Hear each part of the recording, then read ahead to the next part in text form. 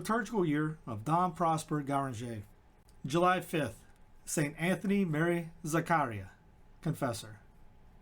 Later than Cajetan of Viscanza, and earlier than Ignatius of Loyola, Anthony was called to be the father of one of those religious families which arose in such numbers during the 16th century to repair the ruins of the house of God. Lombardy, exhausted and demoralized by the wars for the possession of the Duchy of Milan, was encouraged by the sight of the heroic virtues of Zaccaria to believe, hope, and love once again. She listened to his fiery exhortations, calling her to repentance, to meditation on the Passion, and to more fervor, devotion to, and more solemn adoration of the Blessed Sacrament. St. Anthony was the first who exposed the sacred host unveiled for the adoration of the faithful for 40 hours, in memory of the time spent by our Savior in the tomb. This pious custom passed from Milan to become the practice of the whole Church, and allusion has been made elsewhere to its special significance during the 3 days immediately preceding Lent. Thus, he was truly the precursor of St. Charles Borromeo, who in his reform of the clergy, people, and monasteries of Milan had as his earnest supporters Anthony's sons and daughters, the Clerics Regular and the Angelic Sisters of St. Paul.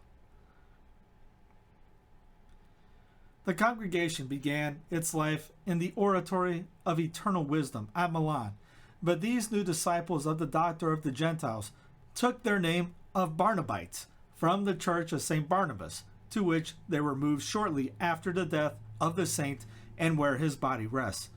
The congregation soon spread, not only throughout Italy, but also into France, Austria, Sweden, and even as far as China and Burma. The sphere of its activities comprised mission work, instruction of youth, and everything which furthers the work of God and the sanctification of souls.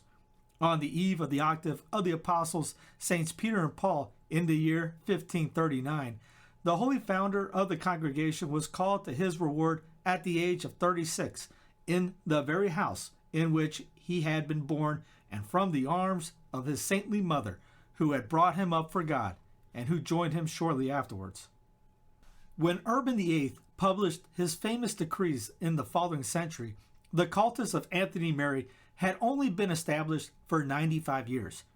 Since these decrees required that the cultus should have been established for a century before, it could claim to have acquired the right of prescription, and since, on the other hand, the witnesses required for the regular canonization of the servant of God were not forthcoming, the cause was suspended. In 1890, however, Leo XIII reinstituted the cultus of Anthony Mary, and a few years later solemnly inscribed his name among the saints and extended his feast to the universal calendar. Anthony Mary Zaccaria was born of a noble family at Cremona in Lombardy, and even in childhood gave signs of his future sanctity. He was early distinguished for his virtues, piety towards God, devotion to the Blessed Virgin, and especially mercy towards the poor, in order to relieve whom he more than once gave his own rich clothing. He studied the humanities at home, and then went to Pavia for philosophy and Padua for medicine, and easily surpassed his contemporaries, both in purity of life and in mental ability. After gaining his degree, he returned home, where, after understanding that God called him to the healing rather of souls than of bodies, he gave himself earnestly to sacred studies. Meanwhile, he never ceased to visit the sick, instruct children in Christian doctrine, and exhort the young to piety and the elders to reformation of their lives. While saying his first Mass after his ordination, he is said to have been seen by the amazed congregation in a blaze of heavenly light and surrounded by angels. He then made it his chief care to labor for the salvation of souls and the reformation of manners. He received strangers, the poor and afflicted, with paternal charity and consoled them with holy words and material assistance, so that his house was known as the refuge of the afflicted, and he himself was called by his fellow citizens an angel and the father of his country. Thinking that he would be able to do more for the Christian religion If he had fellow laborers in the Lord's vineyard, he communicated his thoughts to two noble and saintly men, Bartholomew Ferrari and James Morigia, and together with them founded at Milan a society of Clerics Regular, which from his love for the apostle of the Gentiles he called after St. Paul. It was approved by Clement VII, confirmed by Paul III, and soon spread through many lands. He was also the founder and father of the Angelic Sisters. But he thought so humbly of himself that he would never be superior of his own order. So great was his patience that he endured with steadfastness the most terrible opposition to his religious. Such was his charity that he never ceased to exhort religious men to love God and priests to live after the manner of the apostles, and he organized many confraternities of married men. He often carried the cross through the streets and public squares, together with his religious, and by his fervent prayers and exhortations, brought wicked men back to the way of salvation. It is noteworthy that out of love for Jesus crucified, he would have the mystery of the cross brought to the mind of all by the ringing of the bell on Friday afternoon about vesper time. The holy name of Christ was ever on his lips, and in his writings, and as a true disciple of St. Paul, he ever bore the mortification of Christ in his body. He had a singular devotion to the Holy Eucharist, restored the custom of frequent communions, and is said to have introduced that of the public adoration of 40 hours. Such was his love of purity that it seemed to restore life even to his lifeless body.